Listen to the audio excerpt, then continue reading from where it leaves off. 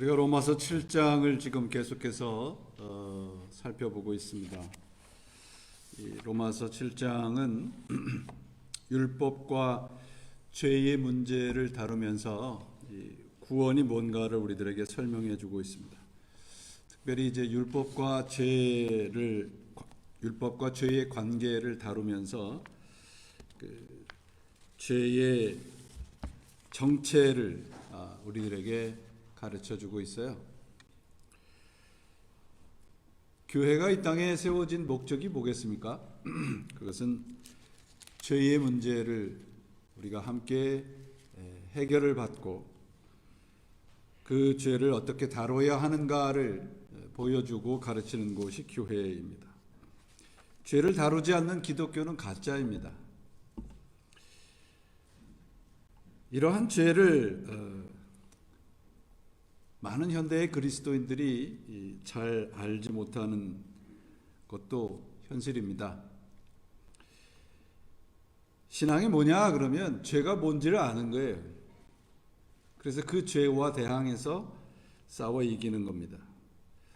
이 죄를 설명하기 위해서 사도 바울이 지금 로마서 7장에서 율법을 등장시키고 있습니다. 율법을 하나님이 우리들에게 주셨는데 그 율법을 주신 하나님의 의도가 무엇인가?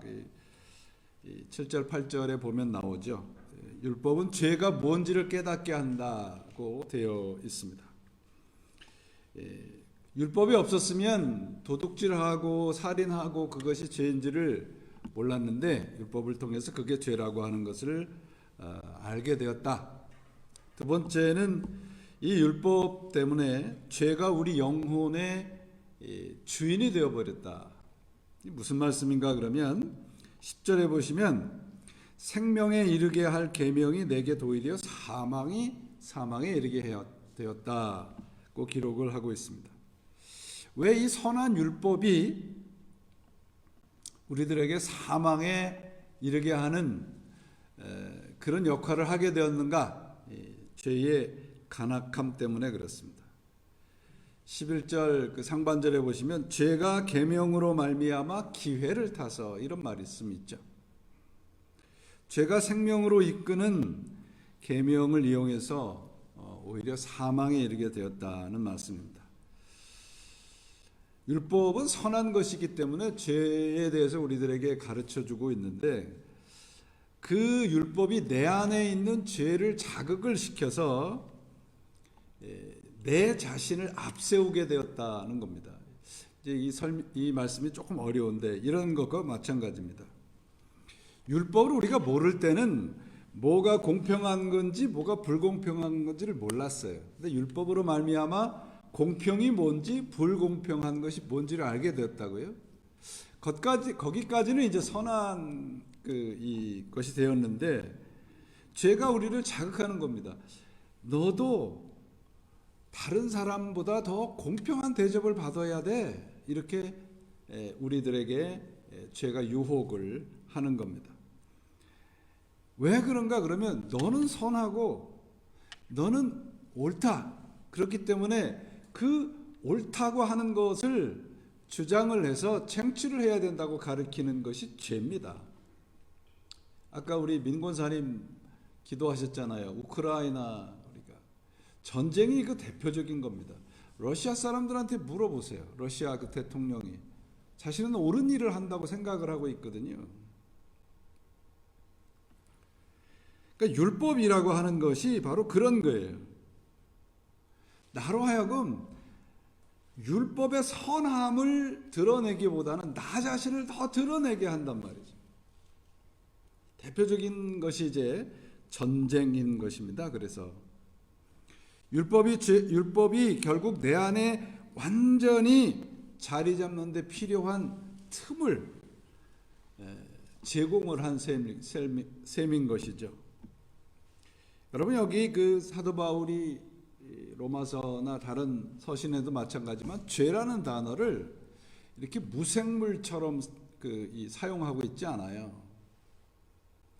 죄라는 것은 무엇인가 그러면 a great power입니다. 권세, 굉장히 대단한 권세입니다. 죄가 내 안에 자리 잡고 있어서 나를 착취하고 지배하고 나로 하여금 하나님의 뜻대로 살지 못하게 하는 것이 바로 죄의 파워, 힘입니다. 그러니까 죄가 단순히 나쁜 일을 하는 것이 아니라는 거예요. 성경에서 말하는 죄라는 것은 강력한 힘입니다.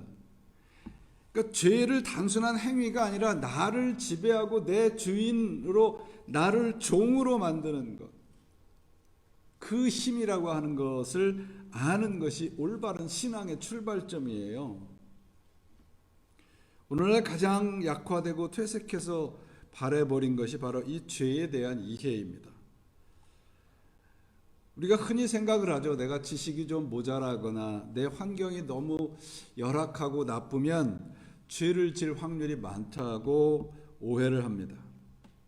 그래서 많이 배우고 좋은 환경에서 살면 죄와 멀어질 수 있다고 현혹을 하는데, 그렇게 현혹을 하는 것은 뭐냐면 내 안에 선한 것이 있다고 가르치는 가르침 때문에 그래요. 참 안타까운 것은 오늘날 저도 공부를 하기까지는 제가 마치진 못했지만 제가 공부한 것이 pastoral counseling이거든요. 목회 상담인데요. 오늘날 이렇게 상담을 하는 것을 보거나 TV 프로그램에서 요새 정말 정신과 의사들의 전성시대 같아요. 필요하죠, 그런 것이. 그런데 여러분, 내 안에 선한 것이 자리 잡고 있었는데 환경 때문에 잘못된 사람을 만나서, 이거는 성경의 가르침과는 전혀 다른 거예요. 심리학이나 우리 잘 아는 뉴에이지 그런 영향 때문에 당신은 작은 신이라고 이렇게 사람들이 자꾸 부추긴단 말이죠. 내 안에 본래 선한 것이 있는데 자라면서 어떤 상처를 받거나 실패를 하거나 상실감이나 이런 것들 때문에 그 선한 것을 잃어버렸다고 얘기를 합니다. 그래서 그 선한 것을 다시 되찾으면, 회복하면 죄와 상관없는 삶을 살 수 있다고 가르칩니다.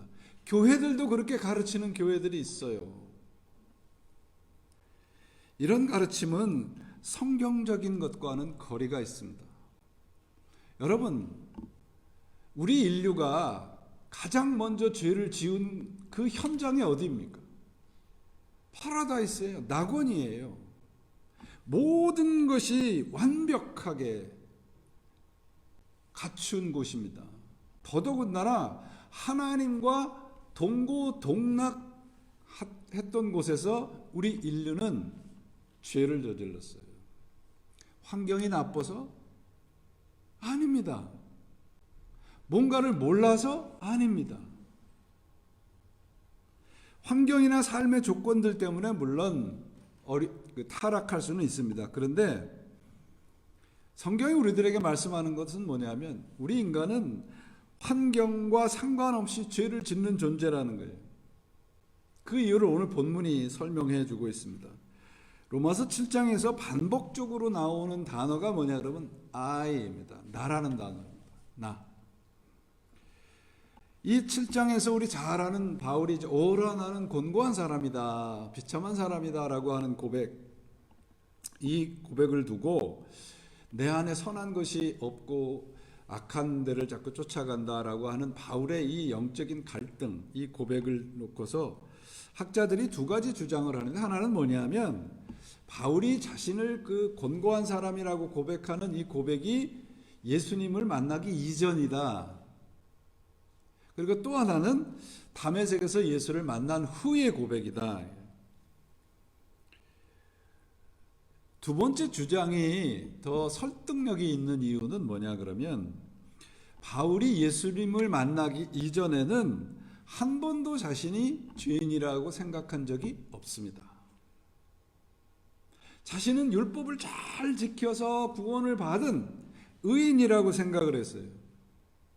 그래서 예수를 믿는 사람들을 쫓아가서 죽이면서도, 그 앞장서면서도 한 번도 죄책감을 느낀 적이 없습니다. 바울은 율법을 지키는 것으로 죄에서 자유롭다고 생각했던 인물이에요. 예수님을 만나기 이전에는. 그래서 오늘 본문을 보시면 원문에는 13절까지가 문장이 과거형으로 기록이 되어 있는데 14절부터 현재형으로 기록이 되어 있어요. 그러니까 예수님을 만난 후에 바울은 자기 자신의 정체를 발견한 겁니다. 오라 나는 비참한 사람이로다. 내가 선을 행하기 위해서 처절한 노력을 하기 이전에는 절대 할 수 없는 고백을 하고 있어요.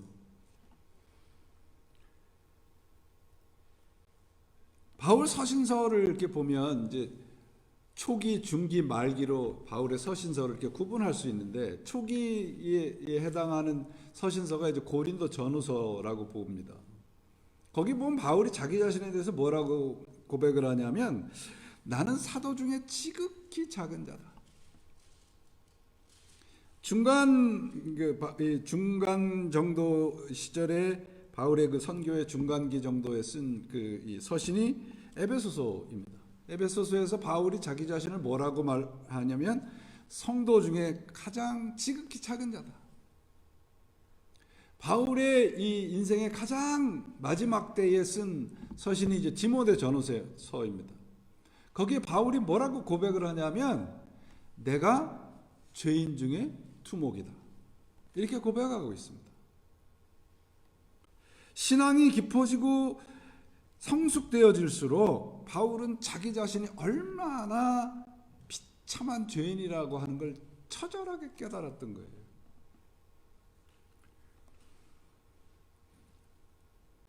그러니까 바울의 오늘 그 로마서 7장의 고백은 예수님을 만난 이후의 고백이라고 하는 것을 확인할 수 있습니다. 참 아이러니하게도 복음은 자기 마음대로 사는 사람들에게는 매력적이지 않습니다. 자기 자신을 모르는 사람들에게는 복음은 굉장히 거북해요. 주님께서 십자가를 통해서 우리들에게 보여주신 길은 뭐냐 그러면 self denial이에요. 나를 부인하는 거예요.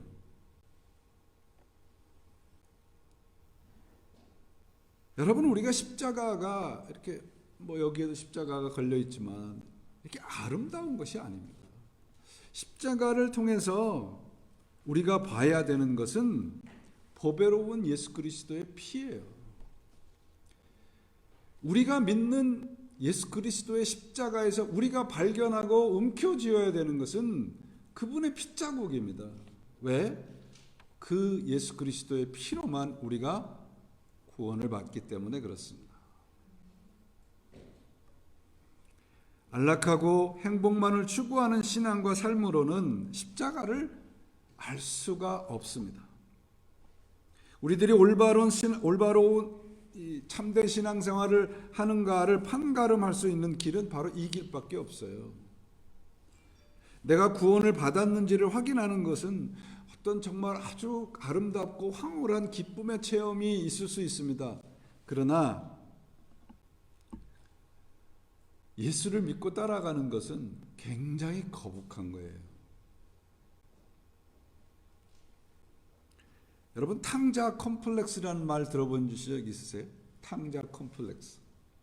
물론 저 성경에 나오는 탕자에 대한 얘기인데 이게 이제 탕자 컴플렉스라는 말은 뭐냐면 탕자의 이야기를 아주 낭만적으로 드라마틱하게 해석을 하는 분들이 있어요.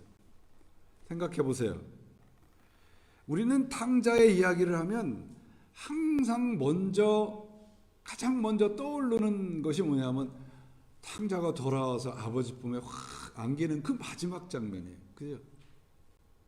그런데 여러분, 탕자가 그 드라마틱한 마지막 장면 아버지에 와서 이렇게 돌아와서 아버지 집에 돌아와서 아버지에게 안기려고 집을 떠났습니까? 많은 사람들이 보는 앞에서 아버지의 품에 안기는 극적인 드라마와 같은 그런 장면을 연출하기 위해서 집을 나간 것이 아닙니다. 동시에 아버지의 사랑을 내가 나가서 더 많이 깊게 느껴보겠다고 집을 떠난 것이 아니에요. 둘째 아들이 아버지의 집을 떠난 이유는 한 가지입니다. 죄 때문입니다. 아버지에 대한 불순종 때문이에요. 그러니까 자꾸 우리는 성경을 통해서 이런 죄의 실존적인 모습을 외면하고 우리가 드라마를 너무 많이 봐서 그런 것 같아요. 드라마 속에서는 항상 이렇게 뭐 백마탄 왕자님도 등장하고,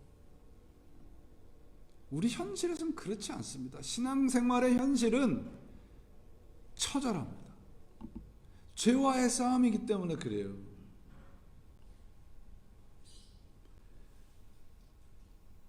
(7장 15절에) 보면 이런 말씀이 있잖아요. 나는 내가 하는 일을 도무지 알 수 없습니다. 내가 해야 되겠다고 생각하는 일은 하지 않고 도리어 해서는 안 되겠다고 생각하는 일을 하고 있습니다. 정직하게 우리 자신을 들여다보란 말이에요. 나는 하나님이 원하시는 그 길을 지금 걸어가기 위해서 영적으로 내가 처절한 싸움을 하고 있는지. 우리 잘 아는 그 샌프란시스코가 항상 잊지 않고 기도하면서 매일매일 기도했던 그 기도 가운데 이런 기도가 있습니다. 하나님, 부디 저로 하여금 하나님의 위대하심을 깨닫게 하시고 저의 죄악됨을 절대로 잊지 말게 하시며 나의 이 비통한 죄악이 내 속에서 계속해서 깨달아지게 해 주옵소서.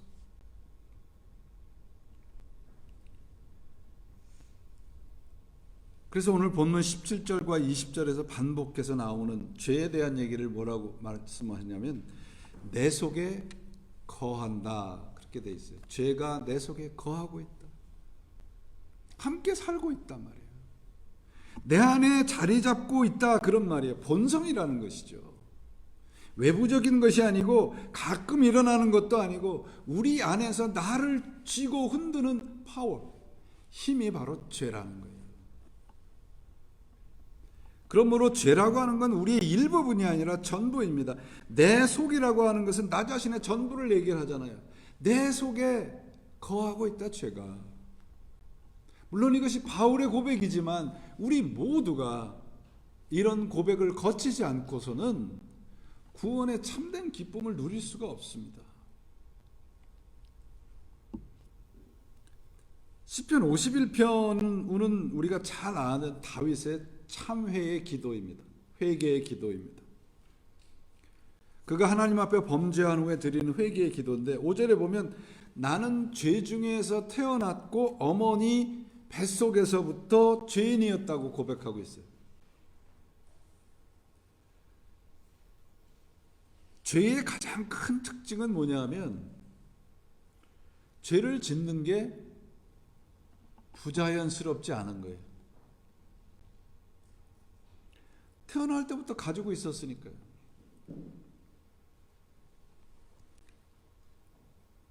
시편 51편 10절에서 다윗이 이렇게 울부짖죠. 하나님, 내 속에 깨끗한 마음을 창조해 주시고 내 안에 견고한 심령으로 새롭게 해 주옵소서. Create in me clean heart, 이렇게 고백한다고요. Create라고 하는 창조라는 것은 내 안에 없던 거예요. 없던 것이 만들어지게 하소서라는 기도거든요. 내 안에 clean heart, 정한 마음이 없었어요. 이것이 다윗 한 사람만의 고백인가요? 죄를 거부하는 마음이 없었다고 하는 다윗의 통곡인 것이죠. 그렇다면 여러분, 예수를 믿은 후에도 우리는 이런 죄에 대해서 공격을 받나요? 아니면 받지 않나요? 믿음을 가진 후에도 죄에 대한 건 하나도 생각이 나지 않고 완전히 아주 정말 자유롭게 살고 계시다면 그런 분은 성자이거나 위선자이거나 죄에 대해서 아무것도 모르는 사람일 것입니다. 예수를 잘 믿으면 믿을수록 죄에 대해서 민감해질 수밖에 없습니다. 죄와 대항하는 사람만이, 죄와 처절하게 싸워서 대항하는 사람만이 죄가 얼마나 집요한지를 알게 돼요. 바울이 내 안에 또 다른 내가 있다고 고백을 하고 있는 거예요. 예수 그리스도를 만나고 그분의 말씀대로 살려고 애를 쓰면 쓸수록 내 안에 나와 다른 또 다른 내가 있다는, 이런 실망과 좌절을 경험하면서 바울은 예수 그리스도를 천천히 조금씩 닮아가고 있습니다. C.S. 루이스의 그 책 가운데 그 순전한 기독교, Mere Christianity라는 책에 보면 믿음을 정의하면서 이런 말을 해요. 우리가 하나님의 말씀을 지킬 수 없다는 사실을 발견할 수 있는 유일한 방법은 그것을 지켜보려고 있는 힘껏 애를 써보는 것입니다.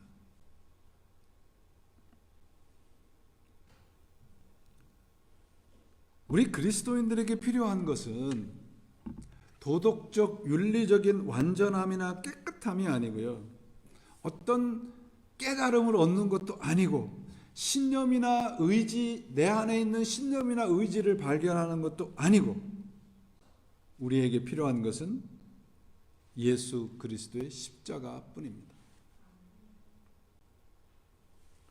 내 안에 있는 죄와 싸울 수 있는 힘은 그리스도에게 항복하는 길뿐이에요. 다른 길은 없습니다. 죄가 내 안에 자리 잡고 있다고 하는 것이 신자들만이 고백할 수 있는 고백인 거예요. 그러면 우리는 예수를 믿고 난 다음에도 그냥 이 땅에서 처절하게 죄와 싸우면서 맨날 죄에 져가지고 곤두박질 치는 그런 삶만 사나? 그렇지 않습니다. 21절과 22절에 보시면, 그러므로 내가 한 법을 깨달았노니 곧 선을 행하기 원하는 나에게 악이 함께 있는 것이로다. 내 속으로는 하나님의 법을 즐거워한다. 하나님에 속한 것을 즐거워할 수 있는 능력이, 센스가 우리 안에 생긴 거예요. 누구에게? 예수를 믿는 사람들에게. 내 속에 선을 행하기 원하는 마음이 생긴 겁니다. 내 영혼이 하나님의 법을 즐거워하게 되는 겁니다. 가능성이 열린 거예요. 로마서가 7장으로 끝나면 소망이 없죠. 근데 로마서는 8장으로 넘어가잖아요. 어떻게 8장이 어떻게 시작해요? 그러므로 이제 그리스도 예수 안에는 정죄함이 없나니. 중요한 것은 우리가 선하나 악하나가 아니고요, 의지가 굳건하나 그렇지가 않은 것이 아닙니다. 내가 하고 있는 인식이 올바른지 그렇지 않은지도 아니에요. 중요한 것은 내가 주님 앞에 순종하느냐 그렇지 않느냐, 내 삶의 주도권을 하나님 앞에 넘겨주었느냐 아니면 가지고 있느냐. 내 영혼이 하나님의 법을 향하고 있는 한 우리 현재의 부족하고 어리석고 비어져 있는 것들은 채워지고 고쳐지고 변화되어 갈 것입니다. 왜? 내 안에 없던 것이 생겼거든요. 내 안에 하나님의 법을 즐거워하는 성령의 선물이 내 안에 주어져 있기 때문에 그렇습니다. 이게 구원이에요, 여러분.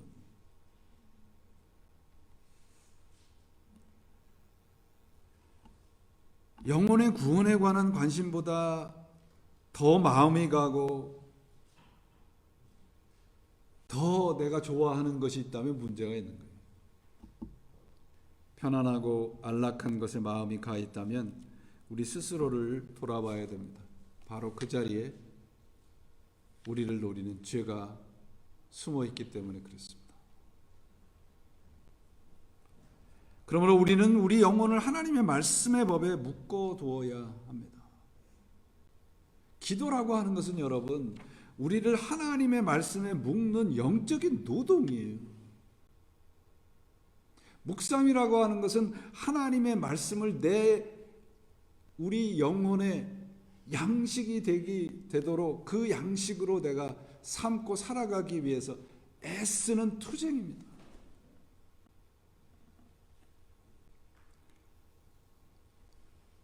오늘 말씀에서 그래서 하나님의 말씀의 법에 우리 자신을 묶으며 살아가려고 애를 쓰는 사람만이 오늘 사도 바울의 고백처럼 나는 비참한 사람입니다 라는 고백이 가능해요. 하나님의 뜻대로 살지 못하는 것 같은 갈등이 없으면 어쩌면 우리는 구원과 상관이 없는 자들인지도 모릅니다.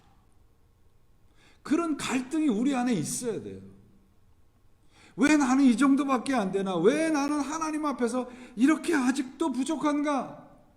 이런 갈등이 없이 그저 고개 뻣뻣이 들고 살아가는 그리스도인들이 있다면 신앙을 점검해 보아야 됩니다. 우리의 영혼에 하나님의 말씀으로 인한 갈등이 없다면 그것은 결국 하나님과의 인격적인 만남이 없기 때문에 그래요. 이 갈등으로 인하여서 우리 자신을 말씀으로 들여다보고 하나님을 더욱 붙잡을 수 있기 때문에 그렇습니다. 저는 여러분들에게 죄의식을 가지란 말이 아니에요. 이 영적인 갈등이란 얘기는 죄의식이 아닙니다. 죄의식은 우리를 죄로 이끌지만 이 영적인 거룩한 갈등은 우리로 하여금 하나님 앞에 항복하게 만들어요. 그 고백이 오늘 사도 바울의 고백인 거예요. 뭐예요? 누가 나를 이 죄에서 건져내랴. 나한테는 죄에서 건져낼 능력이 없다는 고백이잖아요. 자기가 의인이라고 생각했을 때는 예수를 믿는 사람들을 죽이기까지 하는 그런 행동을 서슴지 않았던 사도 바울의 고백이라고는 믿겨지지 않지 않습니까? 우리 그리스도인들, 오늘날 그리스도인들의 이 함정은, 문제는 우리 자신을 들여다보아도 갈등이 없다는 거예요. 그냥 정말 기뻐요. 예수님 정말 기뻐요. 이런 것밖에 없다면 우리 신앙을 들여다봐야 돼요. 내 안에 선한 것이 감춰져 있다고 생각을 하고 내 의지나 열심으로 하나님의 속한 것을 누릴 수 있다고 생각을 하면 할수록 우리는 하나님의 법이 아닌 죄의 법에 붙잡혀서 살아갈 수밖에 없습니다. 제가 오늘 17절과 20절 말씀을 유진 피터슨 목사님이 번역한 메시지 성경으로 읽어드릴게요. 17절로 20절 말씀입니다. 사실 내게는 명령 이상의 무엇인가 필요합니다. 율법을 알면서도 지키지 못하고 내 속에 있는 죄의 세력이 계속해서 나의 최선의 의도를 좌초시키고 있다면 분명 내게는 다른 도움이 필요할 것입니다. 지금 내게는 있어야 할 것이 없습니다. 나는 뜻을 품을 수는 있으나 그 뜻을 행동으로 옮길 수는 없습니다. 나는 선을 행하기로 결심하지만 실제로는 선을 행하지 못합니다. 나는 악을 행하지 않기로 결심하지만 결국에는 악을 저지르고 맙니다. 나는 결심하지만 결심만 하지 행동으로 이어지지 않습니다. 내 영혼 깊은 곳에 무엇인가 잘못된 것입니다. 그래서 나는 매번 패배하고 맙니다. 이 17절로부터 20절 말씀을 한 단어, 한 센텐스로 말하는 게 뭐예요? 오라 나는 비참한 사람입니다.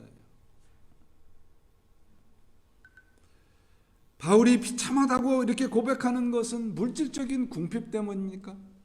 아니면 거듭되는 실패 때문에 그렇습니까? 사람들 간에서 당하는 상처와 좌절 때문에 그렇습니까? 아닙니다. 아닙니다. 바울의 이 비참하다고 하는 바울의 이 탄식은 하나님 앞에 선 자기 자신을 정직하게 발견했던 사람의 고백입니다. 그래서 바울이 누가 나를 건져내랴 라고 탄식을 하죠. 이것은 여러분 그러나 영적인 탄식이 아닌 거예요. 나 자신이 아닌 다른 분만이 나를 건져낼 수 있다는 고백입니다. 나는 비참한 사람이라고 하는 경험의 탄식이 없이는 이 단계에 이를 수가 없어요. 죄와 치열한 싸움을 한 사람만이 할 수 있는 간증입니다. 그러면 여러분 죄를 멀리 하려면 어떻게 해야 될까요? 그런 말씀 들어보셨어요? 친구는 가까이 하고 원수는 더 가까이 해라. 죄를 멀리 하려면 죄를 가까이 해야 됩니다. 내 가장 가까운 데다 두고 제대로 싸워야 돼요. 이기기 위해서 처절한 싸움을 해야 합니다. 왜? 죄에 대해서 제대로 알지 못하고 죄와의 싸움을 해보지 못한 사람은 진정한 구원의 기쁨을 누릴 수가 없기 때문에 그렇습니다. 죄와 끊임없이 싸운 사람만이 고백을 할 수 있는 것이 로마서 8장의 고백이에요. 이 세상에서 하나님의 사랑에서 나를 끊을 수 있는 것은 아무것도 없습니다 라고 하는 이 영적인 환호성은 나는 비참한 사람입니다 라고 하는 그 고백을 한 사람만이 할 수 있는 고백인 거예요. 오라 나는 비참한 사람입니다 라고 하는 고백이 없이는 로마서 8장의 이 환희의 고백이 불가능한 것입니다. 우리들은 어떻습니까? 누가 나를 건져내랴 라고 하는 탄식들이 우리의 영혼 안에 있습니까? 내가 아니라는 말, 나는 불가능하다는 그 선언들이 우리의 영혼 안에 있느냐 말입니다. 누가 나를 건져내랴? 예수 그리스도 안에 있는 하나님의 사랑만이 건져낼 수 있다는 것이죠. 24절과 25절을 조금 전에 읽었던 메시지 성경으로 읽어드릴게요. 제가 지금까지 말씀드렸던 설교의 결론 부분입니다. 24절 내가 할 수 있는 일들을 무엇이든지 해보았지만 결국 아무 소용이 없었습니다. 나는 벼랑 끝에 서 있습니다. 이런 나를 위해 무엇인가 해줄 수 있는 누구 없습니까? 정말 던져야 할 질문은 바로 이런 것이 아닙니까? 25절 감사하게도 답이 있습니다. 바로 예수 그리스도께서 그 같은 일을 하실 수 있고 또 하신다는 것입니다. 마음과 생각으로는 하나님을 섬기고 싶어 하지만 죄의 세력에 끌려 전혀 엉뚱한 일을 행하는 우리의 모순 가득한 삶 속에 들어오셔서 주님은 모든 것을 바로 세우시는 일을 행하셨습니다. 그리고 8장으로 넘어가는 거예요. 그러므로 우리 주 예수 그리스도로 말미암아 감사하노라. 바울의 이 나는 비참한 사람이라고 하는 고백은 결국은 무엇입니까? 우리에게 부어주신 예수 그리스도의 십자가의 놀라운 영광을 고백하는 것입니다. 우리 모두가 이런 고백을 할 수 있는 그리스도인들이 되시기를 바랍니다. 사랑하는 여러분, 이제 다음 주일부터 십자가의 고난의 절기인 사순절이 시작이 됩니다. 이의 절기에 바라기는 우리 모두에게 누가 나를 건져내랴의 해답을 찾으시는 절기가 되시기를 바랍니다. 우리가 아니라 예수 그리스도가 우리를 건져내실 것입니다. 그러므로 사도 바울이 누가 나를 건져낼 수 있습니까? 라고 하는 이 사도 바울의 고백은 패배의 고백이 아니고 확신의 고백입니다. 나는 아니지만 십자가의 예수님은 나를 건져내실 유일한 분이십니다 라고 하는 고백인 것입니다. 누가 나를 건져내랴? 바로 십자가의 사랑, 하나님의 은혜가 우리를 건져내셨습니다. 이 고백이 우리 모두의 구원의 확신의 고백이 되시기를 예수 그리스도의 이름으로 축원을 드립니다. 아멘. 기도하시겠습니다. 하나님 감사합니다. 이 말씀들이 우리 안에 뿌리를 내리기를 간절히 소원합니다. 그리하여 우리가 살아가는 일상의 자리에서 죄를 이기고 구원의 기쁨을 누리게 해 주시옵소서. 예수 그리스도의 이름으로 기도합니다. 아멘.